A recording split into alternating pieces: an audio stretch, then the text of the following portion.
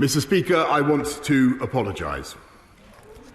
I know that millions of people across this country have made extraordinary sacrifices over the last 18 months. I know the anguish that they have been through, unable to mourn their relatives, unable to live their lives as they want or to do the things they love. And I know the rage they feel with me and with the government I lead when they think that in Downing Street itself the rules are not being properly followed by the people who make the rules. And though I cannot anticipate the conclusions of the current inquiry, I have learned enough to know that there were things we simply did not get right. And I must take responsibility. Number 10 is a big department with the garden as an extension of the office, which has been in constant use because of the role of fresh air in stopping the virus. And when I went into that garden just after 6 on the 20th of May 2020 to thank groups of staff before going back into my office 25 minutes later to continue working, I believed implicitly that this was a work event. But, Mr. Speaker, with hindsight, I should have sent everyone back inside. I should have found some other way to thank them. And I should have recognised that even if it could be said technically to fall within the guidance, there would be millions and millions of people who simply would not see it that way, people who suffered terribly, people who were forbidden from meeting loved ones at all, inside or outside. And to them and to this House, I offer my heartfelt apologies. And all I ask is that Sue Gray be allowed to complete her inquiry into that day and several others so that the full facts can be established. And I will, of course, come back to this House and make a statement. Mr. Speaker, this morning I had meetings with ministerial colleagues and others. In addition to my duties in this House, I shall have further such meetings later today. Dr. James Davies.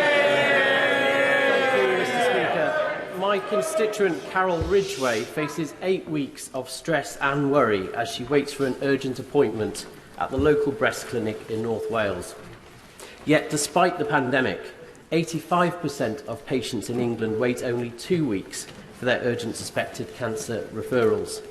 What can my right honourable friend do to ensure equality of healthcare across Britain?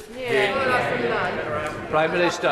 I thank my honourable friend for his question. I'm sorry about the case that he raises. Of course, health is a devolved matter, but I thank our NHS colleagues across the whole of the UK, and I point out that the Welsh Government will benefit from an additional £3.8 billion of funding this year, plus a further £270 million to support the response to COVID, Mr. Speaker.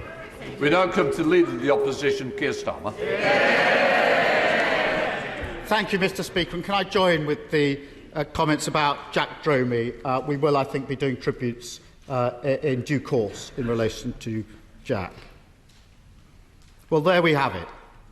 After months of deceit and deception, the pathetic spectacle of a man who's run out of road. His defence that he didn't realise he was at a party. It is so ridiculous that it's actually offensive to the British public. He's finally been forced to admit what everyone knew, that when the whole country was locked down, he was hosting boozy parties in Downing Street. Yes. Is he now going to do the decent thing and resign? Prime Minister.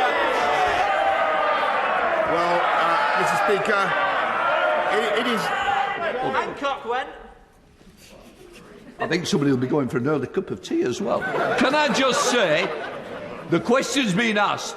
I want to know the answer. Your constituents want to know the answer. I don't need any extra help either. So please, Prime Minister. Well, Mr. Speaker, I appreciate the point that he's making about the event that I attended. I want to repeat that I thought it was a work event, and Mr. Speaker, I regret I regret very much that we did not do things differently that evening, Mr. Speaker, as I've said, and I take responsibility and I apologise, Mr. Speaker.